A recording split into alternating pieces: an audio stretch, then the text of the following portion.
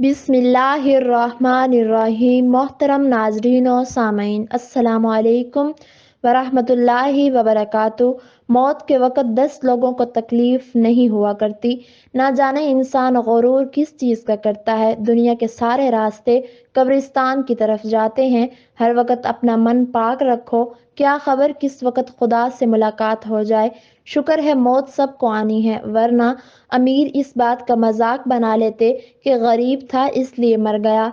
कब्रों के अंदर ऐसे लातादाद लोग दफन हैं जिन्होंने कल से नमाज शुरू करनी थी। गुनाह के दौरान मौत ना आना, गुनाह के बाद तौबा की मोहलत मिलना अल्लाह पाक का एहसान है। मोहतरम नाजरीन और सामीन, मौत एक तल्ख हकीकत है। मौत एक खुला राज है।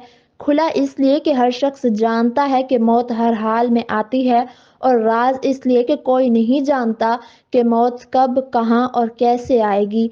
मौत सदका है जिंदगी का, और इसने एक दिन उतर ही जाना है। नबी करीम सल्लल्लाहु अलैहि वसल्लम ने फरमाया, मौत की आरज़ू मत करो। अगर तुम नेक हो तो शायद ज़्यादा नेकी कर सको, और अगर बदकार हो तो तौबा करके अल्लाह को राज़ी कर सको।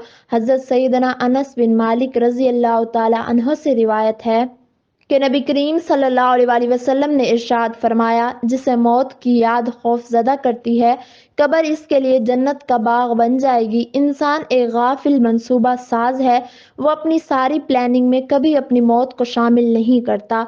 मौत के वक़्त मुसलमान को जो तकलीफ होती है, इस पर अल्लाह रब्बुल इज़्ज़त की जानिब से नेकियां अता की जाती हैं।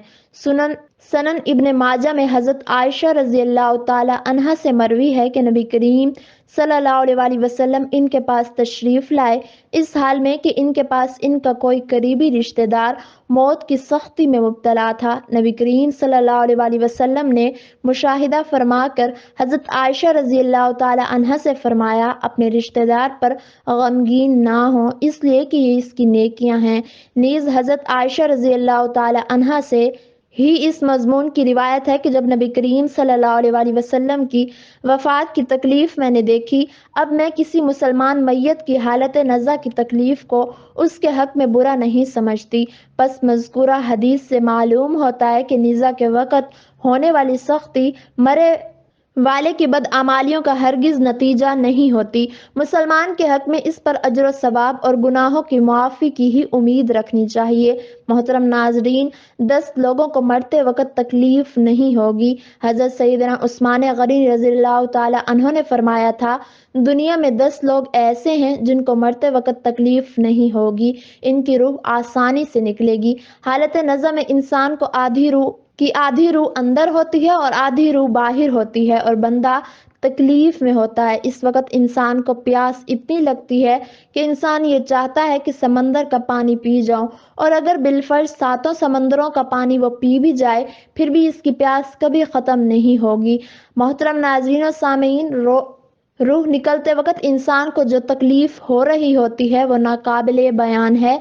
हज़रत सैयदना उस्मान गनी रज़ी अल्लाह ताला अन्हो बयान करते हैं कि अल्लाह जल्ले शाना ने फरमाया, ये 10 लोग ऐसे हैं कि इन्हें मरते वक्त ज़रा भी तकलीफ ना होगी, यानी मौत आसान होगी और बग़ैर तकलीफ के होगी। पूछा गया कि वो कौन से लोग हैं जिन्हें मौत की सख्ती में भी नरमी मुयस्सर होगी, तो फरमाने लगे कि सबसे पहला वो शख्स जो अपने माँ बाप की मौत के बाद, यानी माँ के मरने के बाद, वरासत का हिस्सा अपनी बहनों को पहुंचाने में जल्दी करता है, यानी वरासत का हिस्सा अपनी बहनों को जल्द और बर वक्त पहुंचाता है। ऐसा ना हो कि बहन के बच्चे भूख से बलकते रहें और तुम बहन के हक पर कब्जा किए बैठे रहो, और बहन इस इंतज़ार में रहे कि मेरा भाई कब मुझे मेरे माँ बाप की वरासत में से हिस्सा देगा। बहुत बार ये भी देखने में आता है कि बहन की शादी नहीं हुई, जबकि वालिदैन दुनिया से रुखसत हो गए, तो भाई ने कहा कि कोई बात नहीं, जब बहन की शादी करूंगा तो इसका हिस्सा इसे जहेज की सूरत में दे दूंगा। याद रहे कि इस्लाम में जहेज देना फ़र्ज नहीं, जबकि इनका वरासती हक देना फ़र्ज है। दरअसल औरत को जहेज देना यहूदियों की रस्म है। इस्लाम इसकी तरगीब नहीं देता, लेकिन इस्लाम में औरत का वरासती हिस्सा देना फ़र्ज है। वाज़ेह रहे कि वालिदैन के तरका में जिस तरह इनकी नरीना औलाद کا حق و حصہ ہوتا ہے، اسی طرح بیٹیوں کا بھی اس میں شرعی حق و حصہ ہوتا ہے۔ بھائیوں پر لازم ہے کہ بہنوں کو ان کا حق و حصہ اس دنیا میں دے دیں، ورنہ آخرت میں دینا پڑے گا، اور آخرت میں دینا آسان نہیں ہوگا۔ محترم ناظرین و سامعین، بہنوں کو ان کے شرعی حق سے محروم رکھنا ناجائز اور سخت گناہ ہے۔ حدیث مبارکہ میں اس پر بڑی سخت وعیدیں آئی ہیں۔ حضرت سعید بن زید رضی اللہ تعالی عنہ فرماتے ہیں کہ نبی کریم صلی اللہ علیہ وسلم نے فرمایا، جو شخص کسی کی بالشت بھر زمین میں ازراہ ظلم لے گا، قیامت کے دن 7 زمینوں میں سے اتنی ہی زمین اس کے گلے میں توق کے طور پر ڈالی جائے گی۔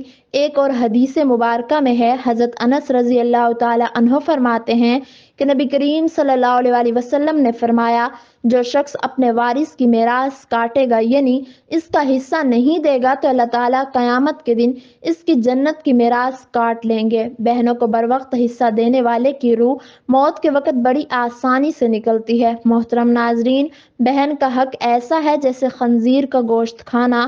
نمبر 2، یتیم کی کفالت کرنے والا، ایسا شخص جو یتیم بچوں کی اچھی تعلیم و تربیت کرے گا، اس کو بھی موت کے وقت تکلیف نہیں ہوگی۔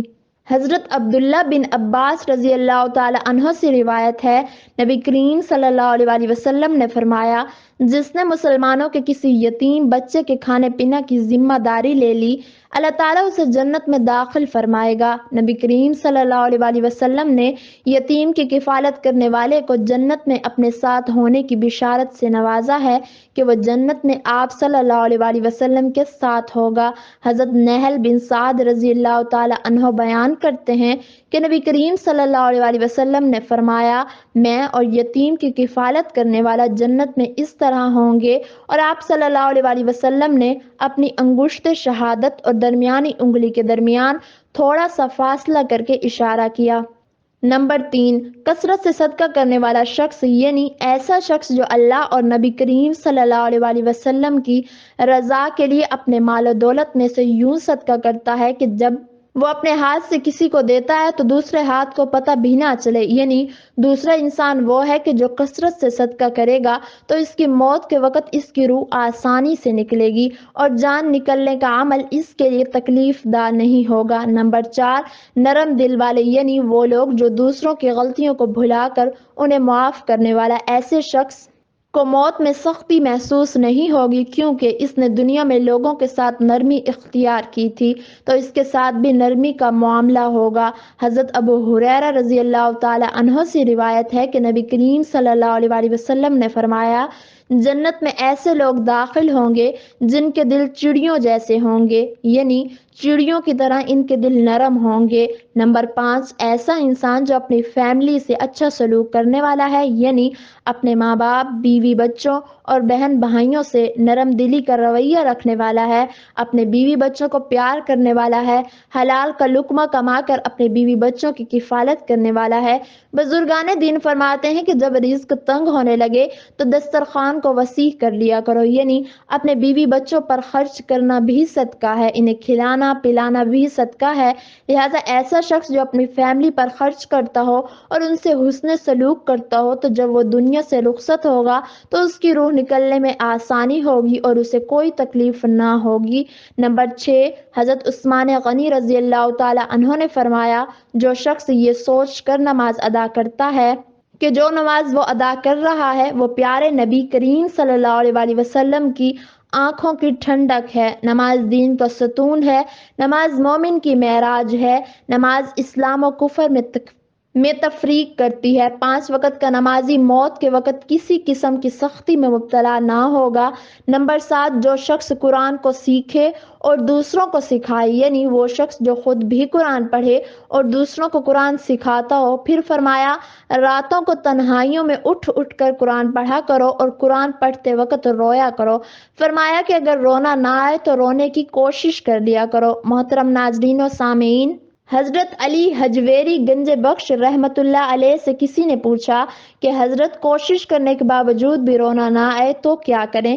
تو فرمایا کہ اپنے مقدر پر رویا کرو کہ تم اتنے سنگ دل ہو گئے ہو کہ تمہاری آنکھیں آنسو نہیں بہاتی۔ نمبر 8، بیٹیوں کی پرورش کرنے والا جس شخص کی 2 سے زیادہ بیٹیاں ہیں اور وہ ان کی خوش دلی سے پرورش کرے، ان کی تعلیم و تربیت کرے اور پھر جوان ہونے پر ان کی اچھی جگہ شادی کرے تو اس کو موت کے وقت تکلیف نہیں ہوگی اور وہ جنت میں داخل ہوگا۔ نمبر 9، راتوں کو قیام کرنے والی بھی موت کے وقت تکلیف محسوس نہیں کریں گے۔ ایسے لوگ جو راتوں کو اللہ کے آگے اپنے سر کو جھکاتے ہیں اور رو رو کر اپنے رب کو راضی کرتے ہیں اور تہجد کی نماز میں اپنے رب کے آگے بندگی کا اظہار کرتے ہیں، اللہ تعالیٰ اپنے ایسے پسندیدہ بندوں کو موت کی تکلیف سے بچاتا ہے اور ان کی روح نکلنے کے عمل کو آسان بناتا ہے۔ نمبر 10، وضو کے بعد 2 رکعت نفل تحیت الوضو باقاعدگی سے ادا کرنے والے کی روح بھی آسانی سے نکلے گی اور اسے کسی قسم کی تکلیف نہیں ہوگی۔ اللہ پاک غفور رحیم ہے، وہ اپنے بندوں سے بہت زیادہ محبت کرتا ہے۔ اللہ پاک سے دعا ہے کہ ہم سب مسلمانوں کی موت کے وقت کی سختیوں کو دور فرما کر ہمارا خاتمہ ایمان پر فرمائے، آمین ثم آمین۔